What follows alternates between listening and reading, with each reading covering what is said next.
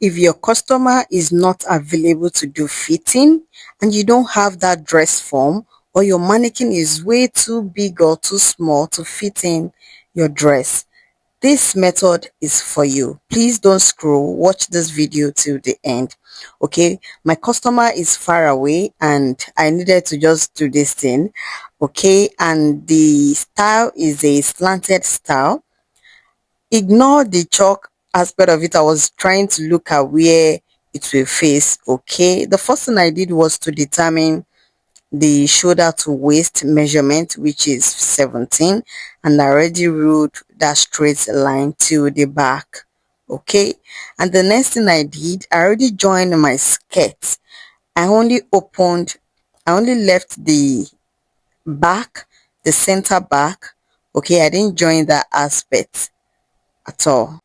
After I determined the half length, I also drew that slanted line how I want it to be. So any shape you want, just try and draw it. Whether you need it or not, just draw it first, okay?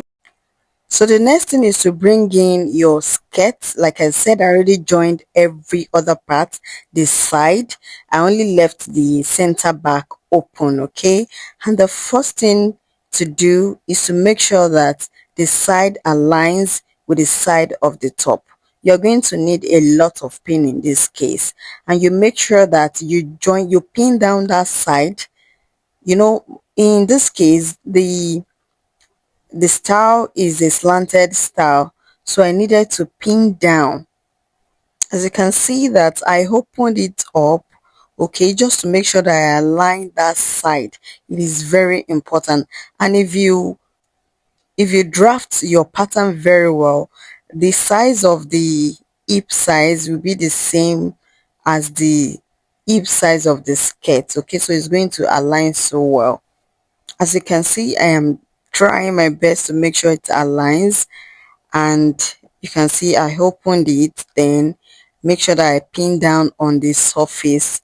Okay, it must not shift. I also pin down the back exactly the way it will look, and that is why joining the center back will not be easy for you. This is the best method. And I also make sure that I secure the sides. You know, I said that it's going to be a slanted shape. Okay, so I make sure that all the parts where I'm going to be cutting out, I already secured it by putting a lot of pin, so that by the time I cut that shape out, it will not shift, it will not be, because if you didn't do it, it's, in fact, it's going to put you into trouble. There was a time I did that, I didn't do it very well. By the time I was trying to sew, it was already big, you know, so it is very important to do that. Having secured it, the next thing I did was to get that slanted shape of the dress, you know. So I think I measured like 5 inches.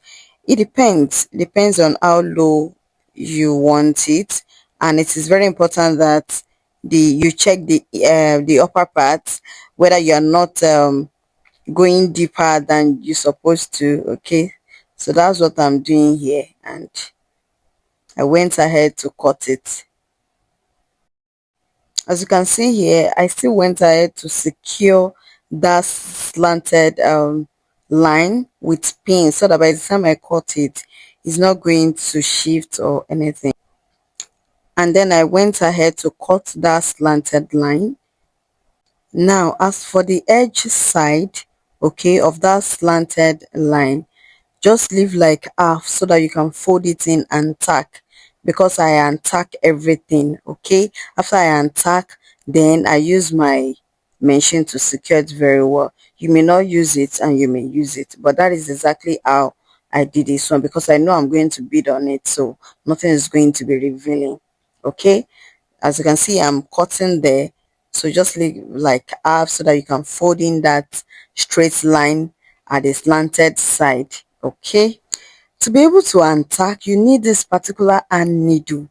It is called curve needle, and I bought it for 17. I bought it 17. Exactly this packet, I bought it 17. Okay, it is very helpful. Straight one will not help you in this case. You need a cuff needle.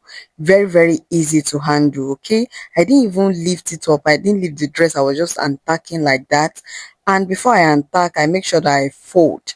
Okay, so I use my scissors to remove the beads, so I don't have to. Some people will tack the crepe material before they now. No. I remove the bead as I'm doing it, and then I will just fold the two. So easy, guys, with the cuff needle. So here I just picked one. The I picked the bigger one, but it's broke, and I use a smaller one. So you can use any one actually. As you can see, I have started tacking, and it's so easy, guys. So easy with this needle, and you just fold in and tack. Very easy. And this is the result. I was done tacking here, and I think I went ahead to sew it with my machine. You don't have to, but because I'm going to bid on it, I just wanted to secure it very well. If you didn't do oroju job, it's okay without even using machine. So this is the final look, guys. Thank you for watching, and don't forget to follow me, encourage me, please. Bye.